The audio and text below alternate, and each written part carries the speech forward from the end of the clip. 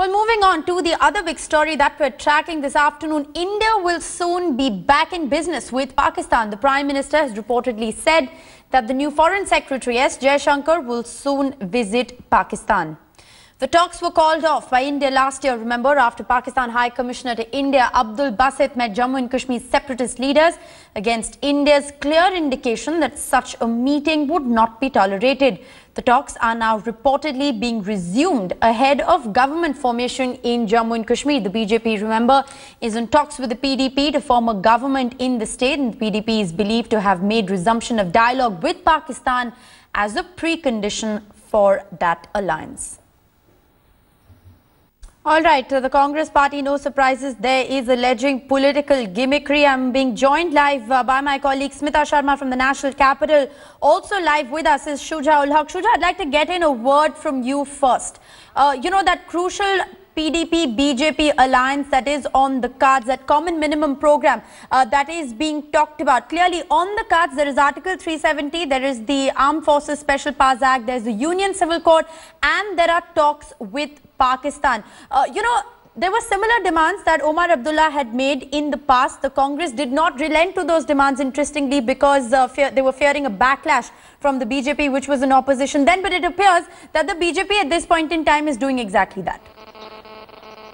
Well, absolutely, and it kind of proves that old proverb that there are no permanent enemies and ideologies when it comes to politics. What we are witnessing on the ground in Jammu and Kashmir is hectic politicking happening between the two sides.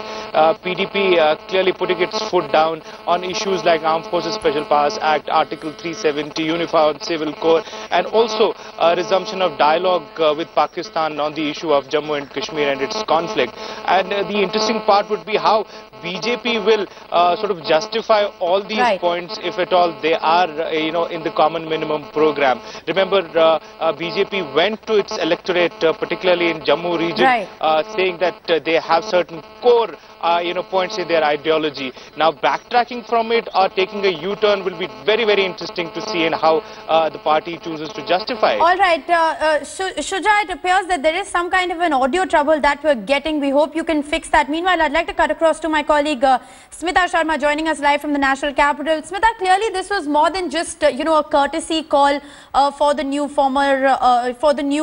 foreign secretary. But is it at all viable for the Modi government at this point in time to have coalition politics, perhaps dictate foreign policy?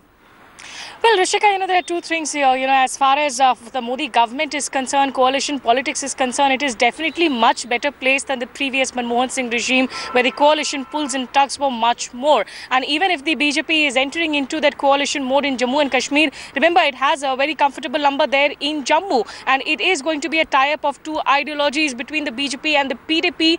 But, as far as the dialogue with Pakistan is concerned, what is interesting is Narendra Modi did not make the move trying to show it as if he's clearly resuming the dialogue only with Pakistan. He has used the context of cricket again. Cricket diplomacy is something that has been used in India-Pakistan relations over the years, right from General Zia ul Haq, of course, coming to watching that match, to Musharraf watching that cricket match as well in India. So, every time now, Narendra Modi, of course, congratulating those country heads whose teams would be participating in World Cup from South Asia. He had reached out to SAARC heads of states during his swearing-in ceremony, of course, but we saw that entire turn of events between India and Pakistan go from a high to a low, from shawl diplomacy to no talking at all. Absolutely. But so when Foreign Secretary Jaishankar goes out for the SAARC Yatra, the dates of which are yet to be worked out, and perhaps it will happen once the government is in place in Jammu and Kashmir. It's not like they are saying that we are going only to Pakistan. They say we are going to all the SAARC nations. Absolutely. But, Smita, the timing of this is very interesting because while, many are calling this, officials at least are calling this a courtesy visit,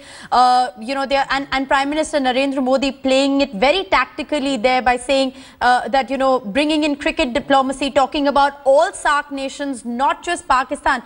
It is very interesting to note the timing of these developments, given the fact that the BJP is perhaps also a bit cornered after that mandate, against them in the national capital. capital, they are perhaps a little more cornered to in fact quickly forge an alliance with the PDP in Jammu and Kashmir. Political developments and obviously the implications that it has on the foreign policy. My colleagues Shuja ul Haq and Smita Sharma will continue to bring us the very latest on both those aspects. Thank you very much for joining me.